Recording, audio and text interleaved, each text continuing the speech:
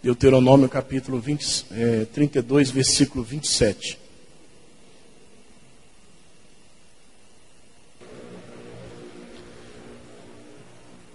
(32, 27). Quem achou, irmão? Então vamos ler, olha o que diz. Se eu não tivesse, o que, gente? A provocação de quem?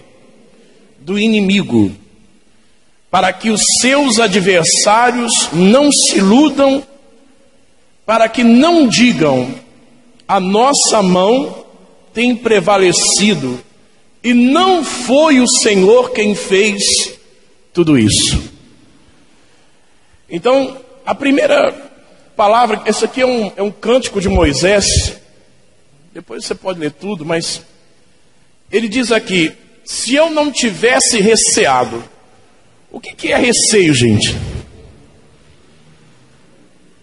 O que é receio?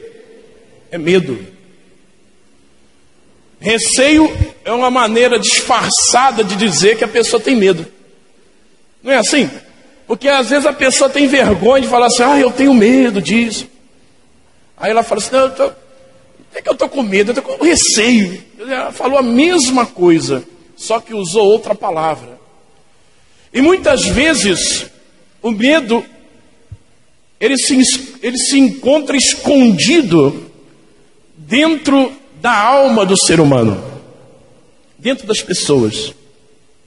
Por exemplo, tem gente que pensa assim, eu preciso comprar uma casa. É bom esse pensamento, não?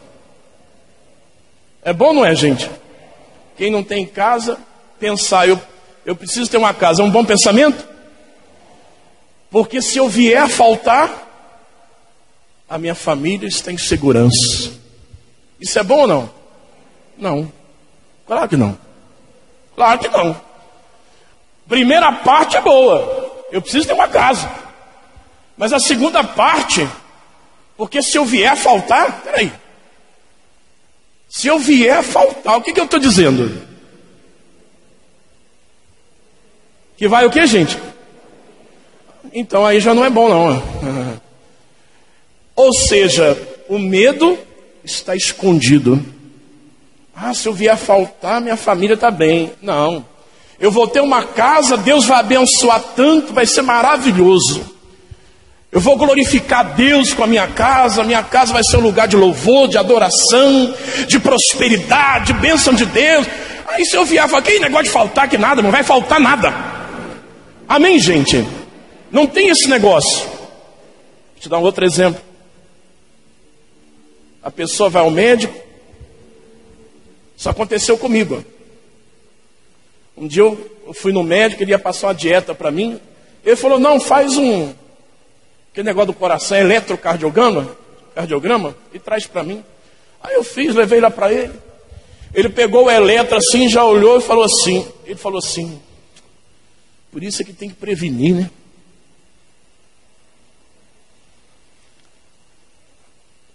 O que ele estava dizendo para mim? O que ele estava dizendo para mim? Seu coração está acabado. Não é isso?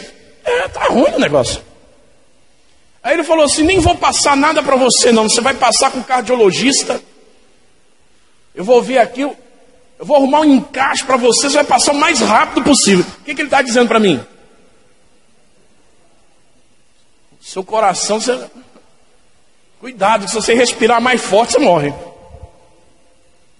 É isso que ele está dizendo para mim. E eu estou do lado de cá tranquilo. Aquilo não me trouxe medo. Mas tem pessoas que se ouvir isso de um médico, ele fala, ai meu Deus, eu estou morrendo mesmo. O doutor, o que o doutor falou? E eu quero lá saber o que o doutor falou, irmão. Eu respeito o médico. Aí ele me mandou no cardiologista, eu fui no cardiologista. 2 dias depois, cheguei no cardiologista. Esse cardiologista, aliás, ele testa o coração do ser humano mesmo, que ele trata tão bem. Tratou muito bem. A hora que eu entrei, ele falou assim, o que você veio fazer aqui? Olha a pergunta do médico. Deu vontade de falar para ele, eu vim passear. Eu vim conhecer o senhor, né? Dar um passeio, eu estou no cardiologista, eu quero um cardiologista. Eu falei, não, vim aqui trazer esse exame.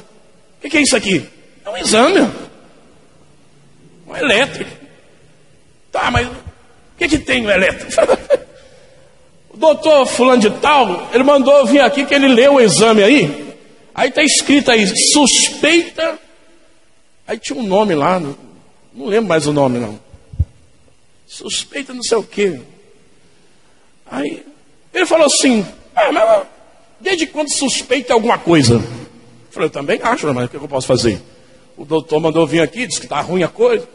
Você sente alguma dor? Eu falei, não. Você tem algum problema? Não. Faz o seguinte, vai embora, não volta naquele médico, não, que ele é doido. O próprio cardiologista falou comigo. Então, mas existem pessoas que se depararem com uma situação dessa, o que acontece? O medo já vai aflorar e vai dominar. Se nós somos de Deus, se eu e você somos de Deus, nós devemos tomar a forma de Cristo. Andar conforme Cristo, conforme a palavra de Deus. Quando você é do mundo, você anda conforme o pensamento do mundo. Conforme, com a forma. As irmãzinhas aqui já devem ter feito bolo. Quem já fez bolo, não? Hã? O bolo toma a forma da forma. Ou não é assim? Se a senhora pôr numa forma retangular, vai ser retangular. Se pôr na forma redonda, ou seja, a nossa vida toma a forma daquilo que a gente acredita. Se você acredita em Cristo, você também tem que viver conforme Cristo. Mas o que acontece hoje? As pessoas recebem Jesus, aceitam Jesus, mas não andam conforme a Bíblia diz. Andam conforme o mundo, conforme o sentimento, conforme o pensamento, conforme o médico, conforme fulano disse, conforme o ciclano falou. Então, o que está acontecendo hoje? As pessoas estão anulando a bênção de Deus. E é por isso que ele está dizendo, se eu não tivesse receado a provocação de quem, gente? Então quer dizer que o inimigo vai sempre provocar em nós o quê? Medo. Ele vai sempre tentar colocar um medo em você. Medo de quê? Medo de não conseguir, medo de não dar conta, medo de não ter dinheiro para pagar a conta, medo de estar doente e não conseguir sarar, medo. E quanto mais medo você vai recebendo, o que acontece? Chega um momento que existem pessoas que começam a ter problemas emocionais gravíssimos por causa do medo. Tanta situação que ela foi aceitando e foi entrando dentro da sua vida. Então, deixa eu dizer para você uma coisa. A Bíblia diz assim, o verdadeiro amor lança fora todo medo. Se você tem certeza do amor de Deus para a sua vida, se você tem certeza que você ama a Deus, então joga fora o medo. Esquece. Você não pode ter medo. Por quê? Porque Deus não nos tem dado espírito de covardia, diz a Bíblia. É o contrário, o espírito que Ele nos dá é de ousadia. Amém, gente? A ausência de medo. Aí diz assim, olha lá, se eu não tivesse receado a provocação do inimigo, para que os seus adversários não se iludam, para que não digam, a nossa mão tem prevalecido, não foi o Senhor quem fez tudo isso. Então o que acontecia? Os inimigos sabiam, preste atenção, às vezes você não percebe que Deus está a seu favor. Às vezes nós temos sentimentos, porque o diabo vai lançando pensamentos de que Deus nos abandonou. Não é assim? Um dia a Bíblia diz que Jacó compareceu diante de Faraó naquela época de José. José estava no Egito, foi levado. Aí O faraó conversando com Jacó, e aí, e você? São tantos anos que eu vivo de muito sofrimento. Eu falei assim, olha que coisa interessante. Deus cuidou dele o tempo inteiro, mas o que o diabo plantou na mente dele? Que ele foi abandonado, que houve muito sofrimento. Você está entendendo ou não? O sofrimento foi por culpa de Deus? Foi por culpa do que ele achou que era. Às vezes o sofrimento está na sua mente, dentro da sua cabeça, por algo que o diabo colocou na sua cabeça. Outro dia eu conversei com a irmãzinha, 2 palavras que eu dei para ela, sabe o que ela falou? O Senhor tirou um peso de mim. O que significa isso? Durante muito tempo, o diabo acusava a mente dela. Problema, problema, problema. E ela não precisava sofrer aquilo. Por quê? A interpretação. Aqui o que o diabo fez? O diabo estava fazendo o povo acreditar, os homens acreditarem, que aquilo que estava acontecendo de vitórias, não era Deus que estava dando, mas era algo natural. Está se desfazendo das coisas verdadeiras de Deus. Só que aqui diz assim, versículo seguinte, vamos lá, o 28. Olha lá. Porque o meu povo é gente falta de quê?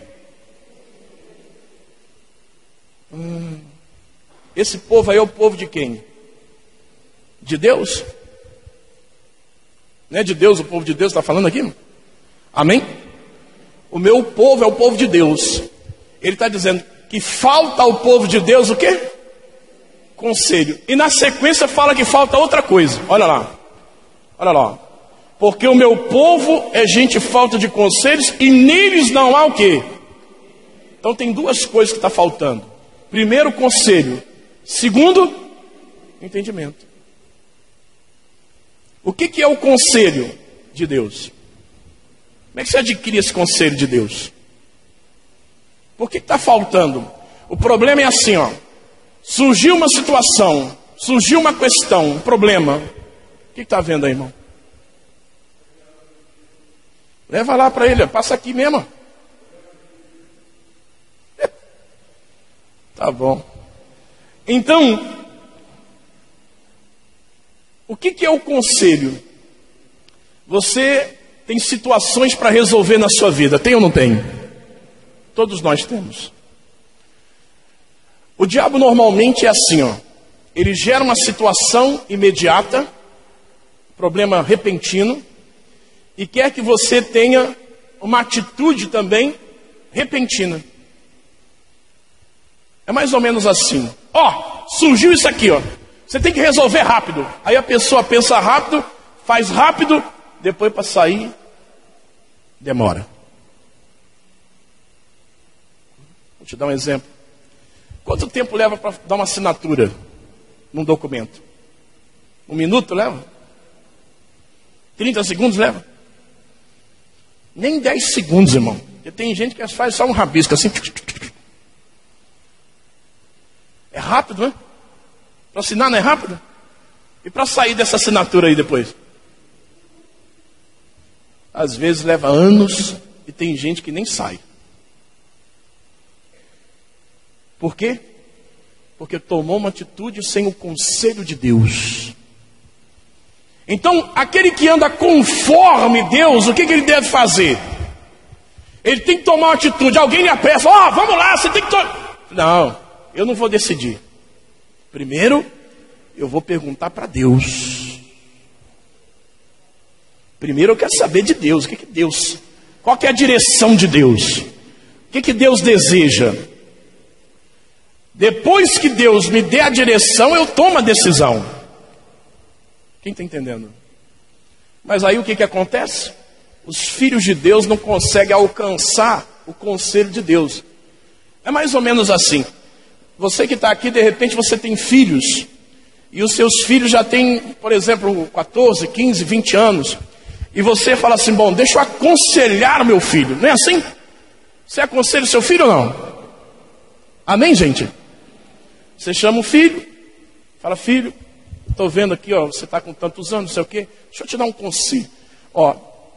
Faz assim, assim, assim. Eu já vivi, eu sei como é que é. Olha, vai nesse... Aí o que o filho diz? Não, assim não dá certo, não.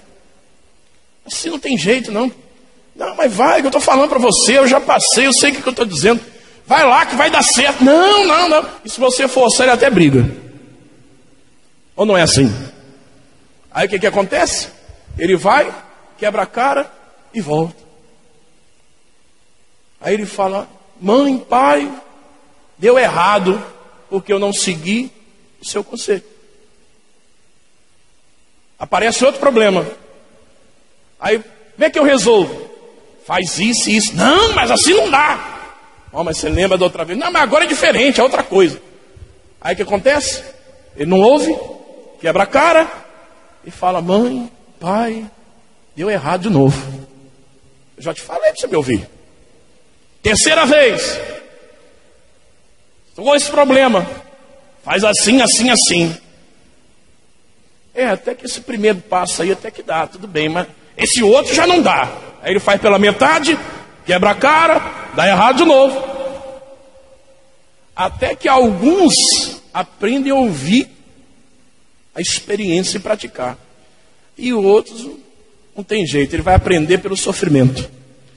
A sabedoria se adquire de duas maneiras. Ou por a orientação de alguém que transmite, da parte de Deus, ou através do sofrimento. É o jeito mais difícil de se obter a sabedoria. Você concorda comigo ou não? Amém, gente? É mais difícil, mas muita gente só aprende assim. Eu só aprendi na pancada. Fazer o quê? Aprendi sofrendo. Algo que Deus me deu, eu aprendi, não foi ninguém que me falou. Mesmo porque também não tinha para quem perguntar. Então o que aconteceu? Sofre, paga o preço, aprende. Mas isso não é necessário. Amém, gente? O que é necessário? Busque o conselho de Deus antes de tomar atitudes. Segundo, busque o entendimento das coisas. Procure entender. Às vezes as pessoas não entendem nada e tomam decisões sem entender, só por emoção ou por reação. Aí o que vai acontecendo? Vai arrebentando a vida, vai sofrendo, vai gemendo. E aqui está dizendo, olha lá. Porque o meu povo é gente falta de conselhos, e neles não há entendimento. Aí no 29, olha o desejo de Deus. Tomara fossem eles. Então Deus quer que você seja o quê? Deus quer que eu seja sábio. Tomara significa, quem me dera. Por quê? Se fosse sábio, o que ia acontecer? Vamos ver. Então, entenderiam isto e atentariam para o seu fim. Então, presta atenção. A mente carnal, a mente rebelde, não entende as coisas de Deus. Não entende. Um dia, foi levado para um pastor, uma mulher numa maca. Ele orou por ela, falou assim: levanta em nome de Jesus e anda. A mulher levantou e andou. Aí uma outra ficou sabendo: vou lá também. Levaram aquela outra mulher na maca. Mesma situação, mesmo problema. Ele orou por ela, falou assim: levanta e anda. Ela falou: você não está vendo que eu não posso? Aí o pastor começou a orar: Deus, levanta e anda. Você não está vendo que eu sou paralítico? Eu não consigo levantar daqui não. E no final das contas xingou o pastor. Falou: se eu gostava era da outra, a outra só curou. Essa aí, você não gostou de mim. O que faltou na vida dessa mulher? Entendimento. Tinha entendimento. Tomara fossem eles sábios, então entenderiam isso. Entenderiam o quê? Entenderiam que tem que buscar o conselho de Deus e o entendimento das coisas. Você não pode sair por aí falando que não sabe. Você não pode sair daí fazendo abobrinha, falando besteira. Não. Fecha a boca. A Bíblia diz que até o tolo, quando não fala nada, passa por sábio. Você entendeu o que eu estou falando, não? Até o tolo, o que não sabe nada, quando não fala, ele se passa por sábio. Todo mundo acha que ele não falou nada. Agora quando ele abre a boca e fala besteira, todo mundo, isso aí. Então, aprenda isso. Você já viu gente que gosta de se meter na situação que não sabe? Deixa eu dar minha opinião. Mas o que você sabe? Não sei não, mas eu quero falar. Isso é tolice, não fica quieto. Melhor fechar a boca. Amém, gente? Aí ele está falando aqui, ó. Então, olha lá, ó, entenderiam isto e atentariam para o seu... O que é atentar? Atentar é considerar. Atentar significa dar atenção ao seu fim. Que fim é esse? Fim não é fim de morrer, não. Fim significa finalidade, objetivo, plano de Deus, propósito de Deus para a sua vida. É isso que você tem que entender. Por exemplo, você nasceu para quê? Ué, vou cantar aquela música. Há um silêncio nesta igreja. Há um mistério, né? Há um mistério nessa igreja. Há um silêncio de oração. Você nasceu para quê?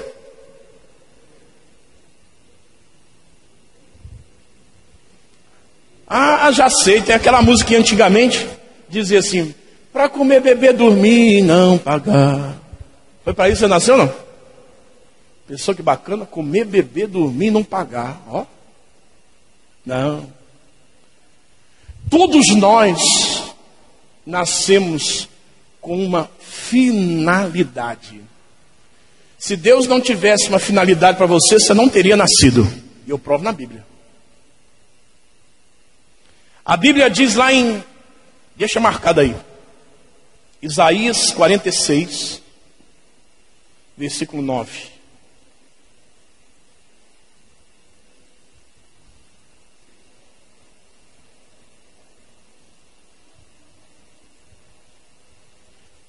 Isaías 46, 9.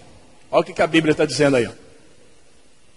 Se você for sábio, você vai entender que tem que buscar o conselho, tem que buscar entendimento, e você vai atentar para o fim. Quer dizer, Deus te chamou para quê? Você nasceu para quê? Aí ele vai dizer. Diz assim, ó, versículo 9. Acharam aí, gente? Deixa eu tomar uma aguinha aqui.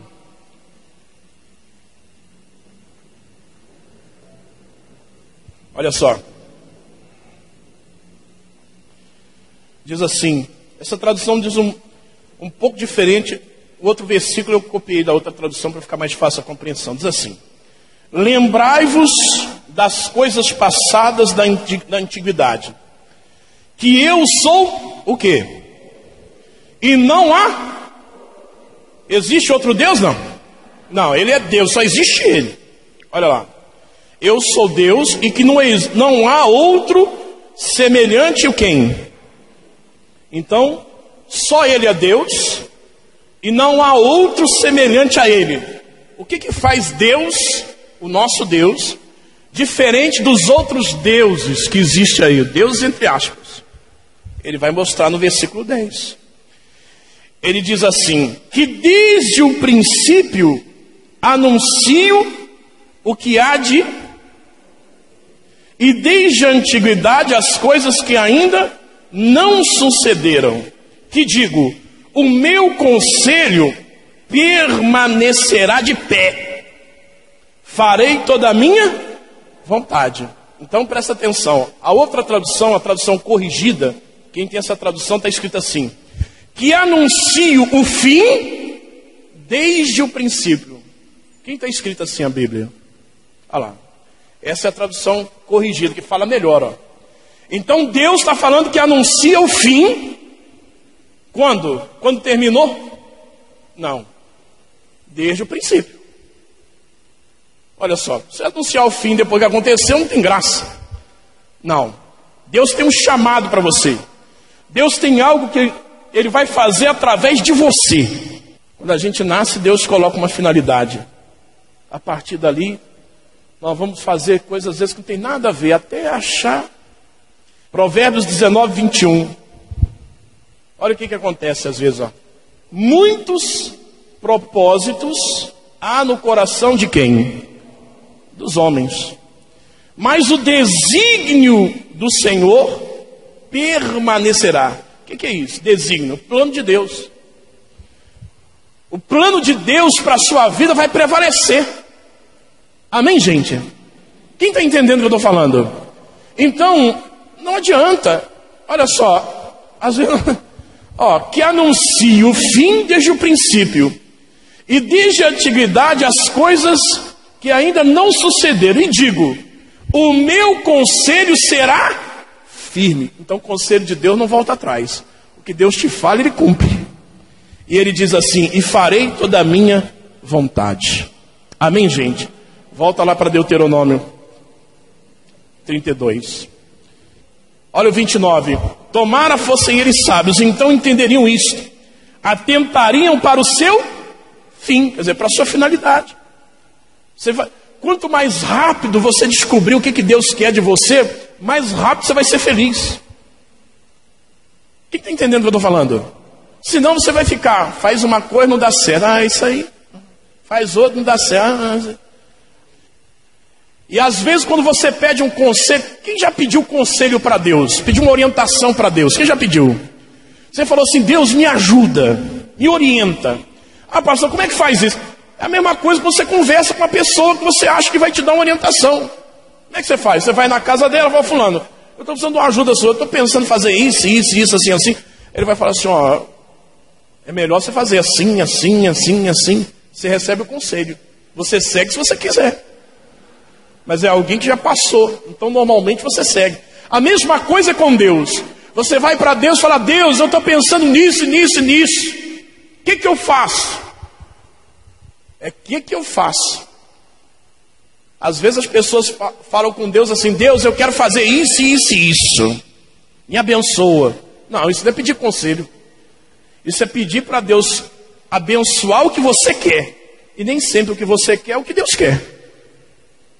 O conselho de Deus muitas vezes é algo que não agrada a gente, não. Não agrada. O que Deus te orienta, o que Deus fala com você, não é que o homem fala, não. Homem você esquece. Homem de manhã fala uma coisa, meio-dia fala outra, à tarde fala outra, de noite fala outra, de noite você acordar e fala assim, eu acho que está errado ainda. Isso é homem. Agora Deus não. Ele fala, meu conselho é firme. Quer dizer, o que eu falo não volto não. Se eu falei que é isso e acabou. Amém, gente? Então, ele diz que o conselho dele é firme, vai prevalecer a vontade dele. Aí ele diz assim, olha que coisa tremenda. Versículo 30. Preste atenção nisso.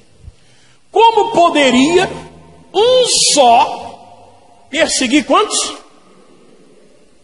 E dois fazerem fugir?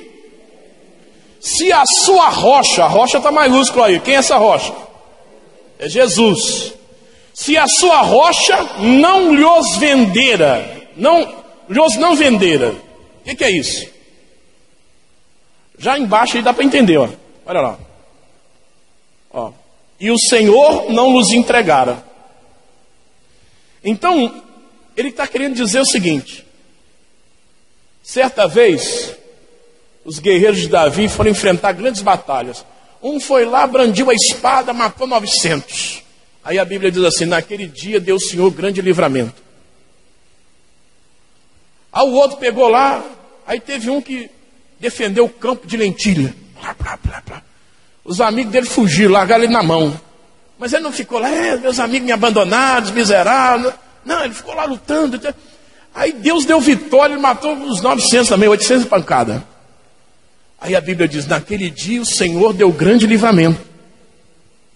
Então como pode um fazer fugir 1000, se a rocha não os vender, quer dizer, não entregar a você o seu inimigo? Talvez você pense assim, pastor, eu estou numa luta, é tanto inimigo que vem.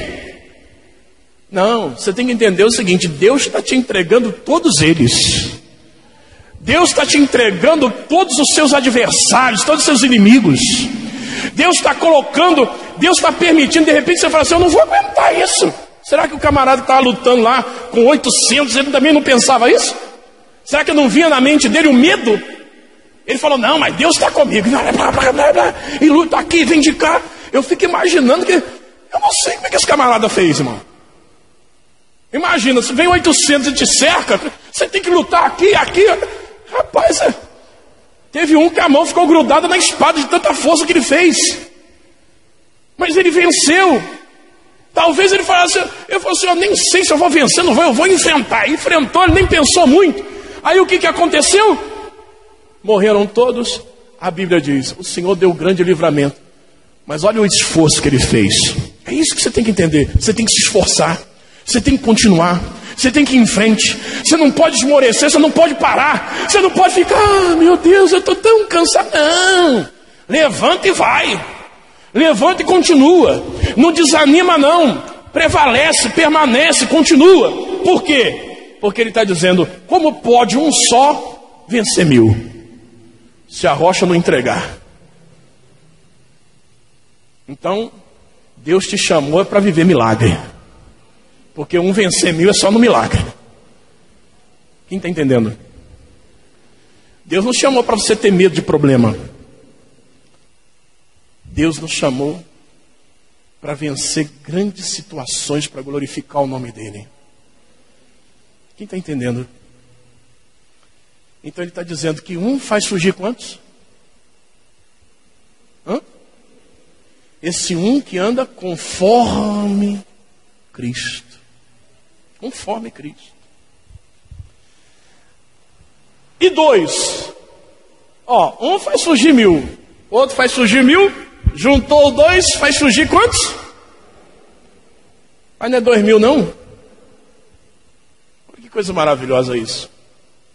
A mente natural, ela faz a conta assim, 1000 mais 1000. A mente de Cristo faz a conta assim, 1000 mais 1000. Vocês aprendem rápido. Você entendeu não? Mente natural, 1000 mais 1000. 2000. Matemática, razão, lógica, inteligência. Tem como ter outro resultado? Não. 1000 mais 1000 tem como ter outro resultado? Tem ou não tem, gente? Claro que não.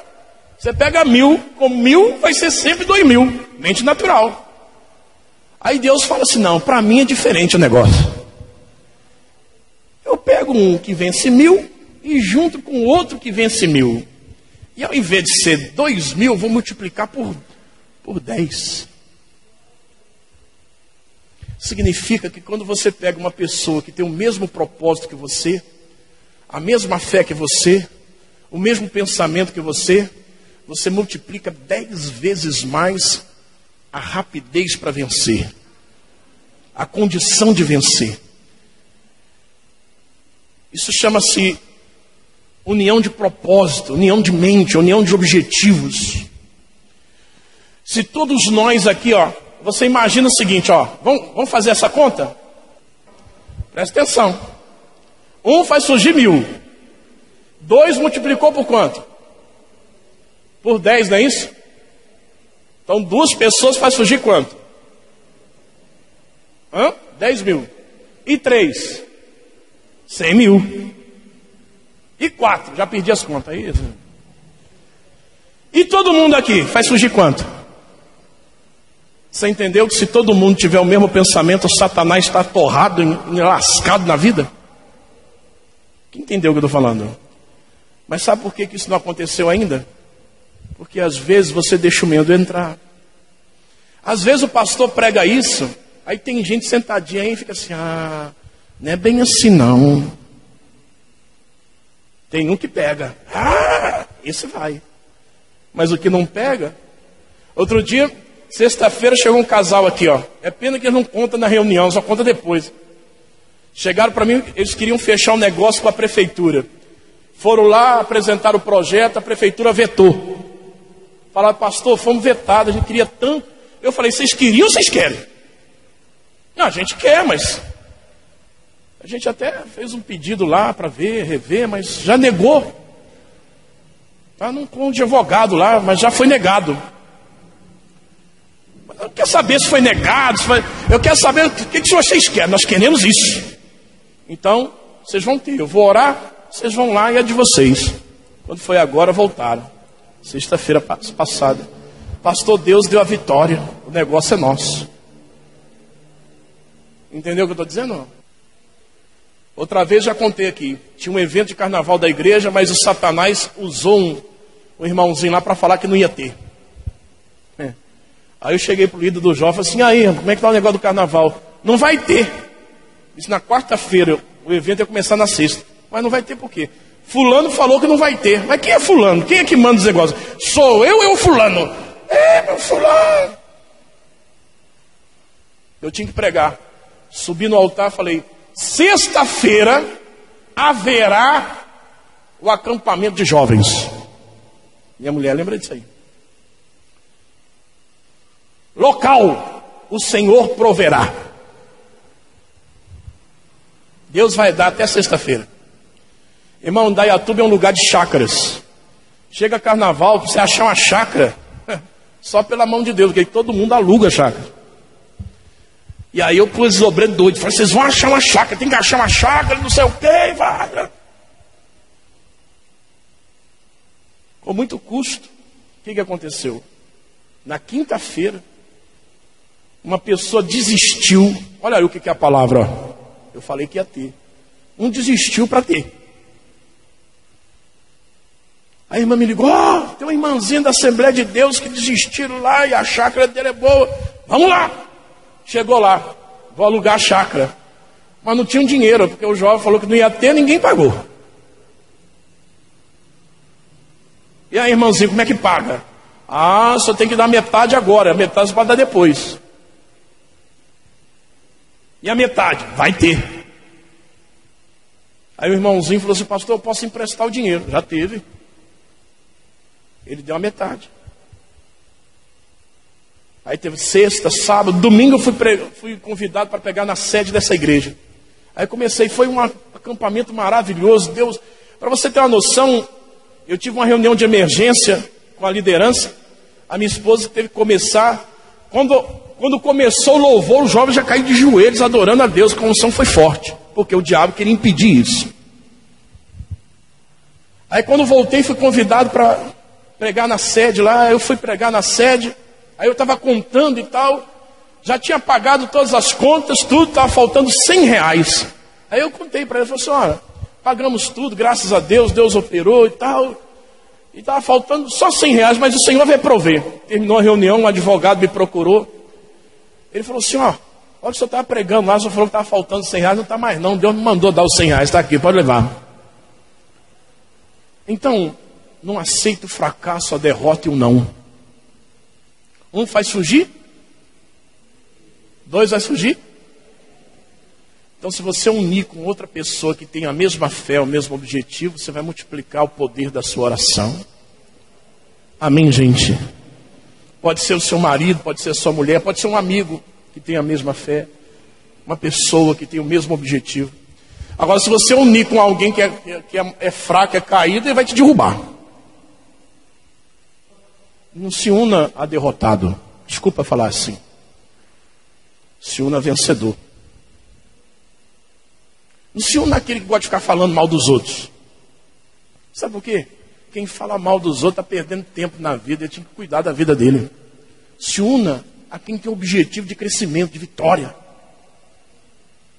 Eu quero lá saber da vida dos outros. Deixa o outro lá, o problema é dele.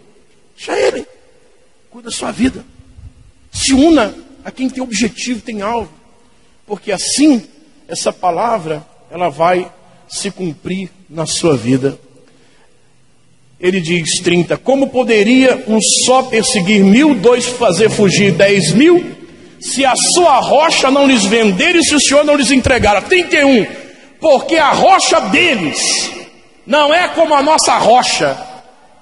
Amém, gente? A nossa rocha é Jesus Cristo, a rocha do mundo não é nada. Aí diz assim a Bíblia, e os próprios inimigos atestam. Ou seja, os nossos adversários, eles sabem que você é de Deus, que nós somos de Deus. Eles sabem que Deus... Você acha que a pessoa do mundo não vê Deus em você? Vê ou não vê? Você acha que ele vê Deus ou não vê? Depende, né? Depende do jeito que você anda também, né? Tem Um dia Jesus falou assim: quem vê a mim, vê o Pai. Não foi isso que Jesus falou? Quem vê você, vê quem? Bom, responda para você mesmo. Não sei. Eu achei engraçado, eu estava vindo para cá, aí na Raposo Tavares o policial me parou. Aí eu estou conversando aqui com a Marlene e tal, aí foi pegar a carteira, ele olhou para minha cara assim: não precisa não, pode ir. Eu não entendi nada.